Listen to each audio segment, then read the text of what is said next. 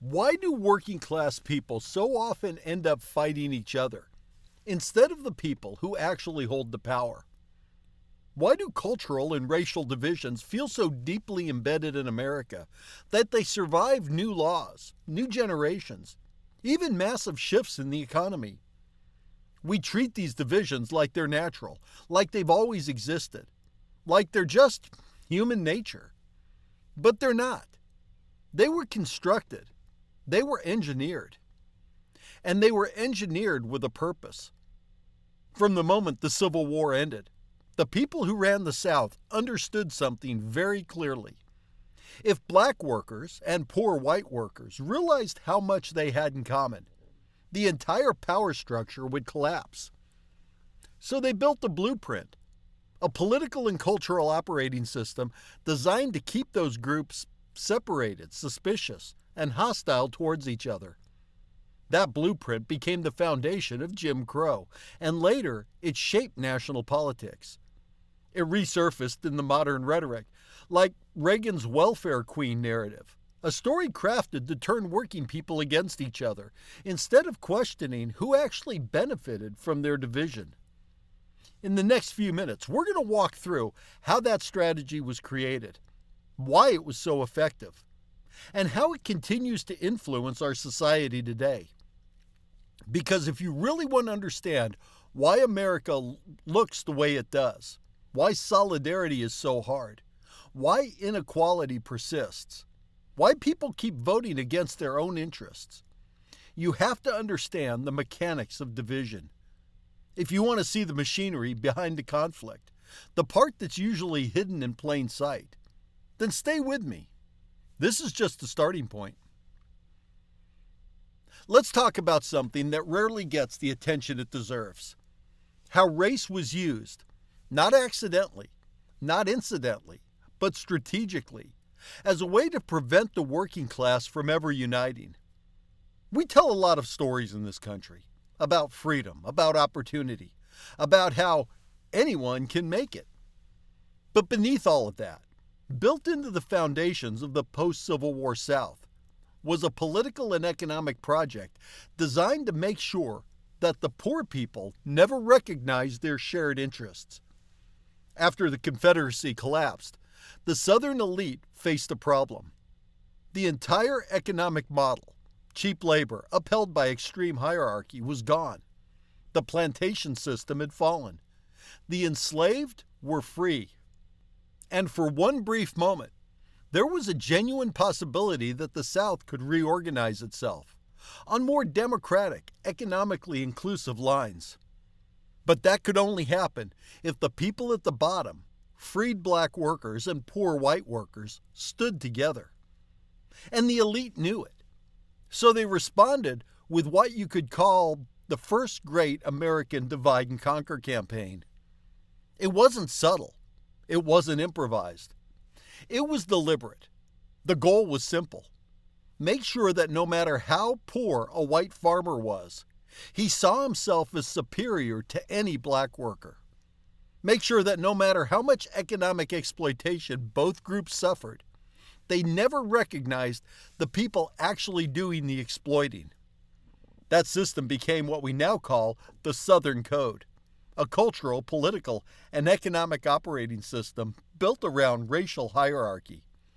Not because elites were obsessed with race for its own sake, but because dividing workers along racial lines was the most reliable way to keep wages low, maintain political power, and avoid any form of cross-racial class solidarity. After the Civil War, during Reconstruction, something extraordinary happened in the South, something we're almost never taught to appreciate. There were real experiments in multiracial democracy, not symbolic gestures, not isolated exceptions. I mean genuine political coalitions. Black citizens held office at every level. State legislatures had black representatives. Local governments had black sheriffs, like Bart. Black school board members, black judges. Poor whites, many of them tenant farmers or small landholders, voted alongside their black neighbors because for the first time they actually shared political space. And these coalitions weren't just voting blocs. They had an agenda. They wanted public education, fairer taxes, better labor rights, debt relief, and an end to the stranglehold of the planter class. In places like North Carolina and parts of Virginia, these alliances were known as fusion movements because they fused the interests of poor whites and black farmers into a common political force. For a brief moment, class-based politics in the South wasn't a fantasy. It was emerging as a real possibility. And that, right there, was what terrified the ruling class. People sometimes imagine Jim Crow as something that drifted into existence slowly, as if segregation was a natural cultural instinct that hardened over time. But that's not what happened. What happened was a counter-revolution, an organized, deliberate campaign to crush those multiracial democratic experiments before they could permanently change the South. The former Confederate elite understood the threat better than anyone else. They knew that if black farmers and poor white farmers made common cause, the old order was finished. So they struck first, and they struck hard. They rewrote state constitutions. They passed laws engineered with surgical precision to dismantle voting rights. Poll taxes weren't just meant to keep black voters out. They were meant to hit poor whites who might align with black citizens. Literacy tests weren't about literacy, they were about control. The grandfather clause wasn't a quirky relic. It was a political weapon designed to guarantee who could and who could not participate in democracy. And behind these legal barriers was violence. Paramilitary groups terrorized communities. Lynch mobs weren't spontaneous expressions of hatred. They were instruments of political suppression. The message was clear. Coalition politics would not be tolerated, and any attempt to build cross-racial solidarity would be met with an overwhelming force. These tactics weren't solely about racial domination. They were about economic domination, because elites understood something that modern politics still reflects. If you can separate people by race, you prevent them from recognizing they share the same economic struggle.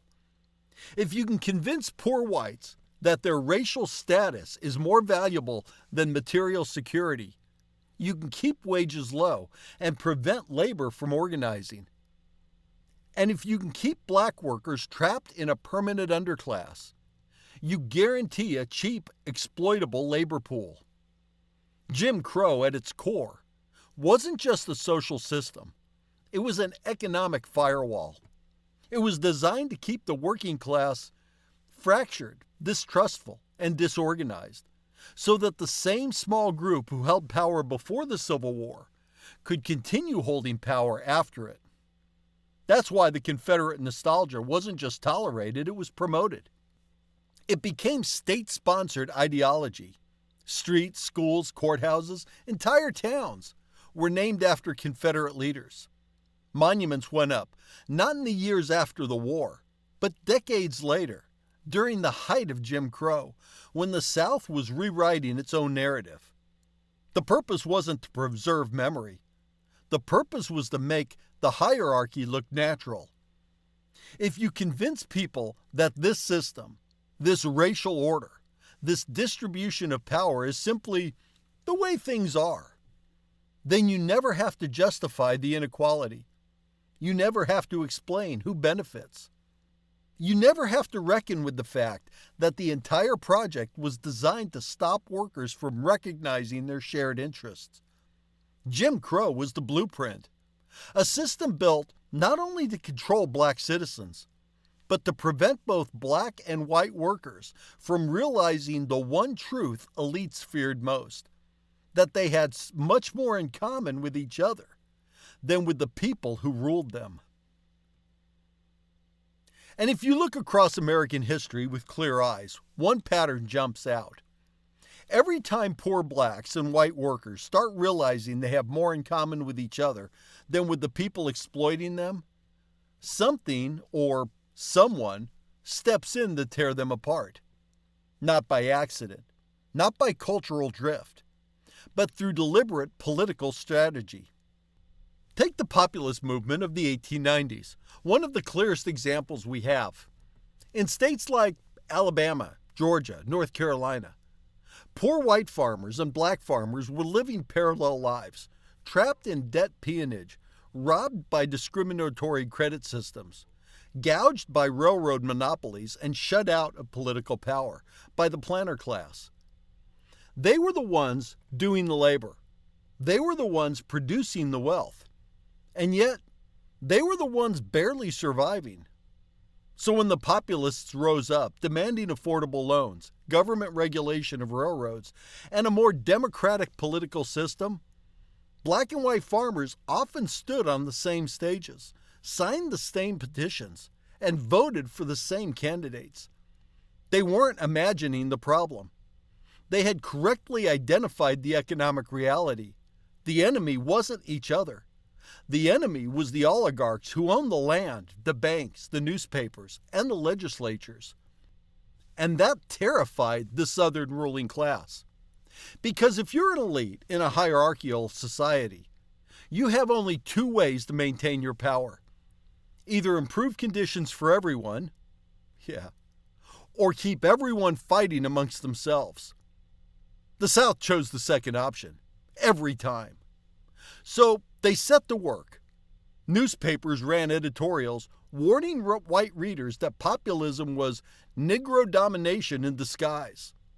Politicians toured the countryside, insisting that any alliance with black workers was a betrayal of white civilization. Preachers used the pulpit to preach racial order as divine order. Schools taught children that segregation was natural, necessary, protective. And sheriffs, the blunt instrument of social control, made sure any cross-racial organizing could be met with intimidation, jail time, or violence. The strategy was brutally simple. Force white workers to choose between material solidarity or racial hierarchy. Make it feel like siding with black workers meant losing something: status, dignity, safety. Even if that something was imaginary. And tragically, it worked.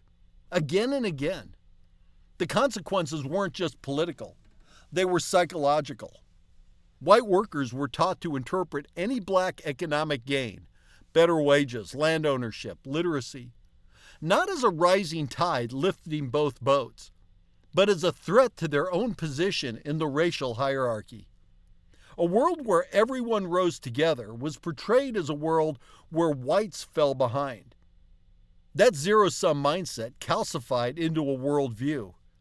If black people advanced, white people must be losing, even when white people gained too. That perception became the foundation of Southern populism for the next century, a politics of scarcity, anxiety, and imagined decline. It didn't matter that the wages were low for both black and white workers.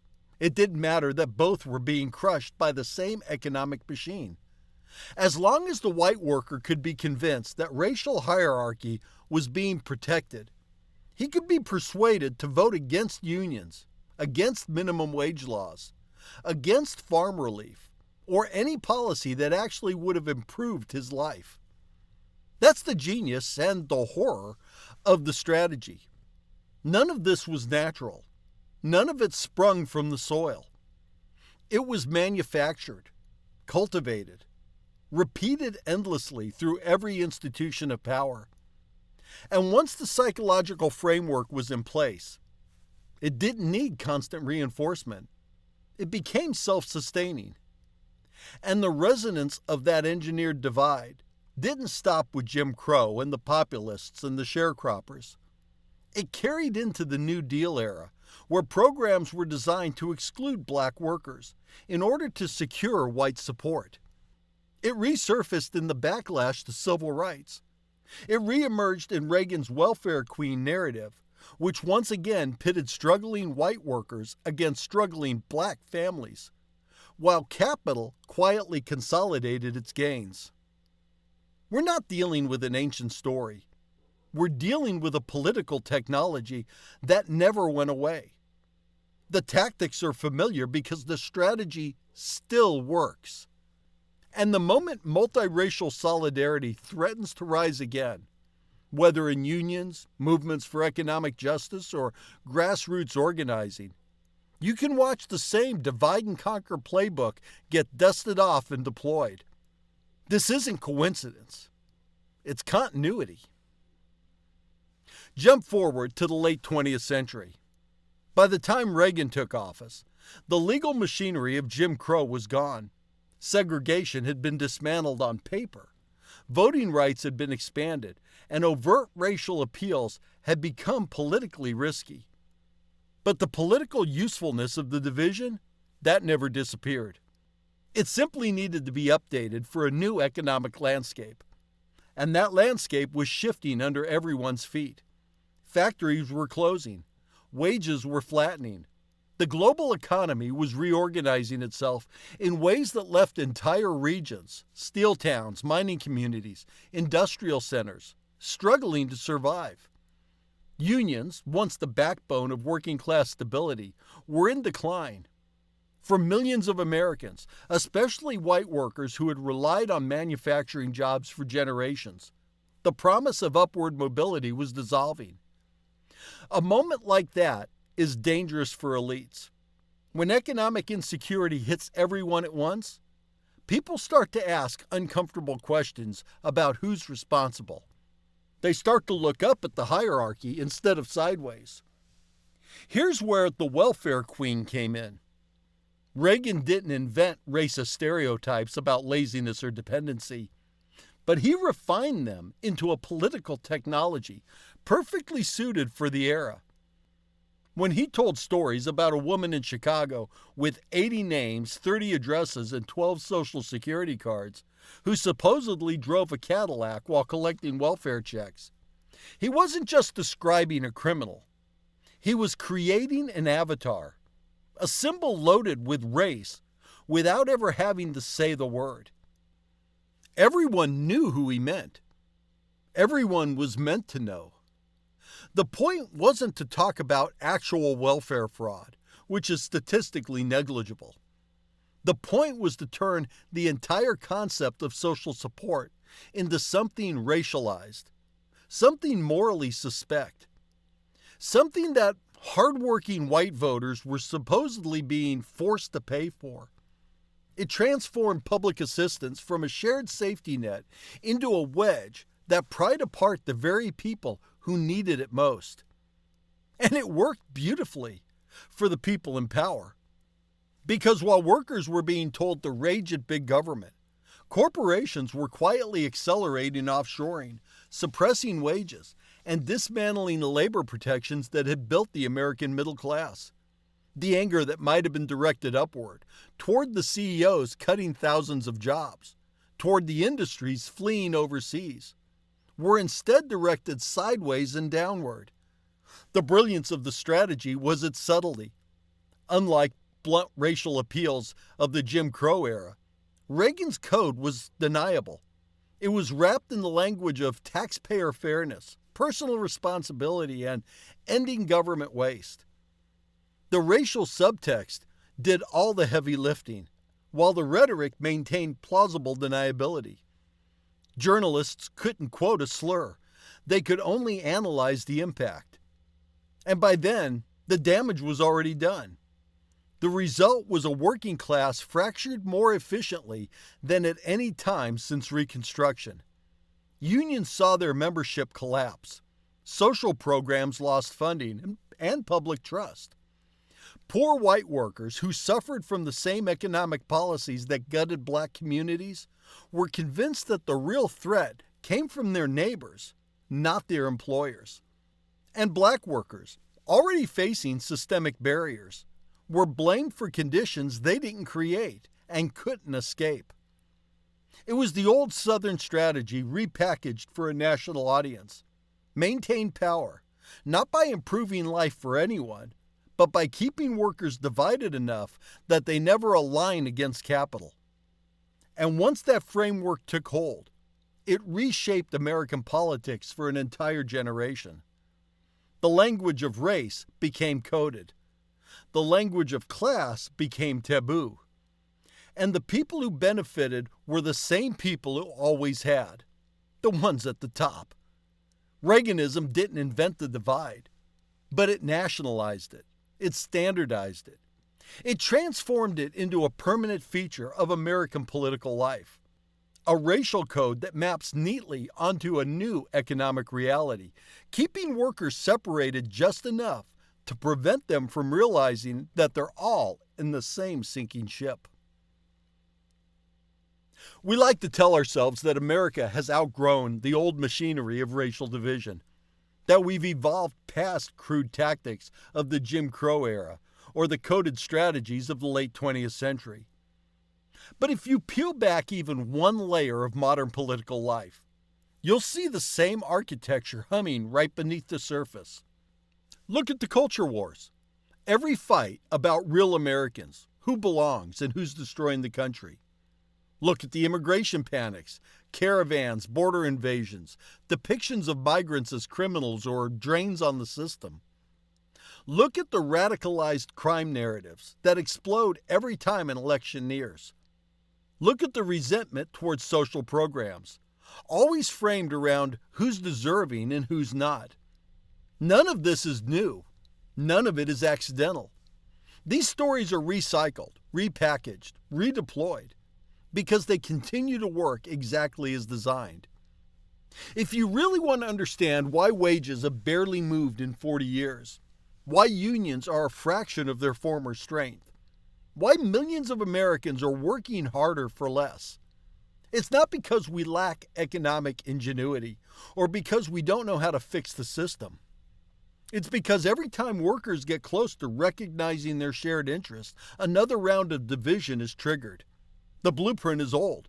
It was drafted in the ashes of the Confederacy, when elites realized they could salvage their system by convincing poor whites that racial hierarchy mattered more than economic justice.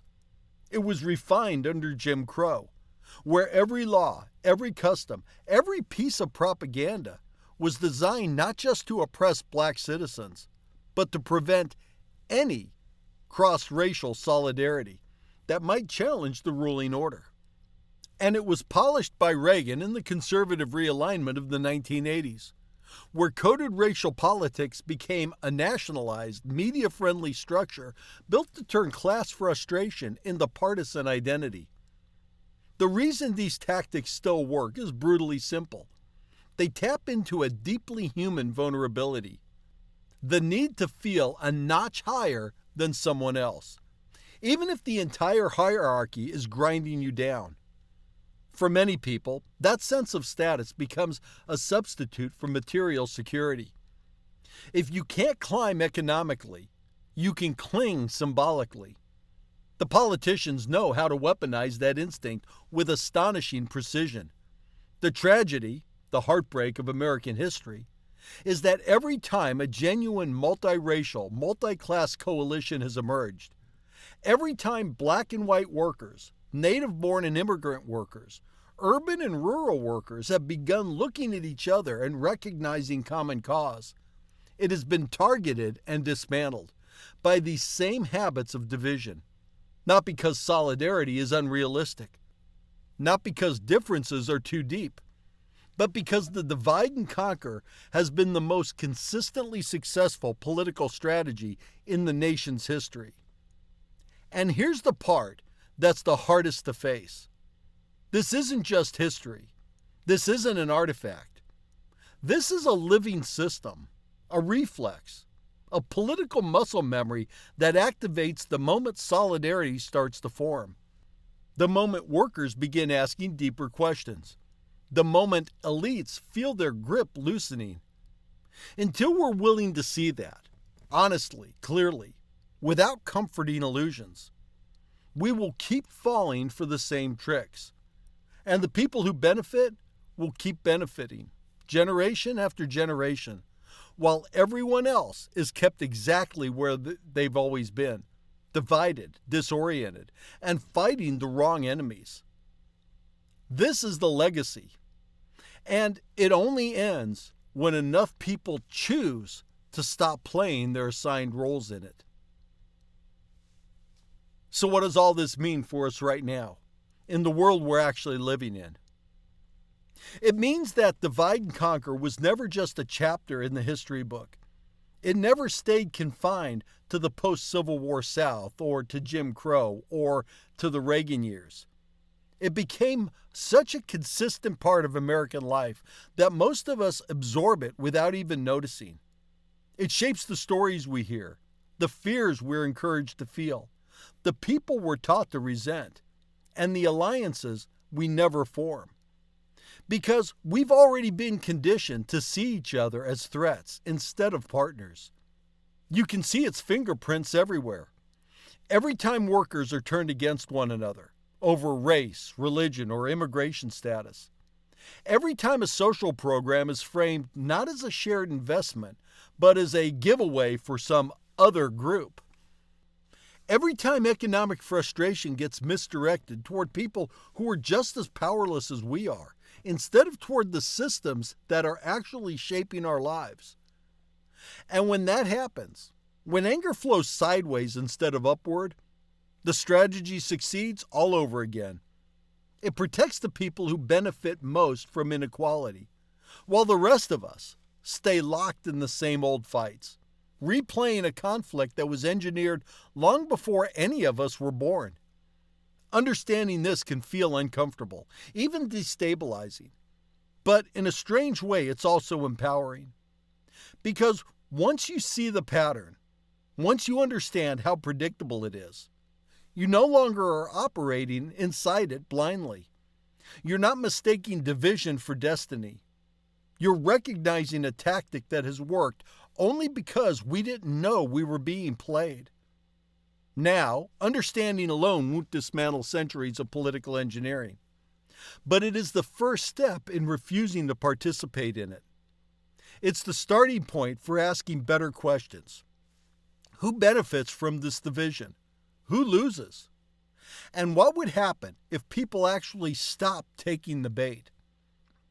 The real question facing us today is whether we're finally ready to break the cycle. Whether we're willing to build solidarity across race and class, not as a slogan, not as a moral gesture, but as a survival strategy in a society where concentrated power depends on keeping people apart. Because until we do, the Southern Code isn't something we left behind. It's something we're still living in. It's still running in the background, shaping our choices, our politics, and our sense of what's possible. And the moment we decide to stop letting it define us, that's the moment everything can change.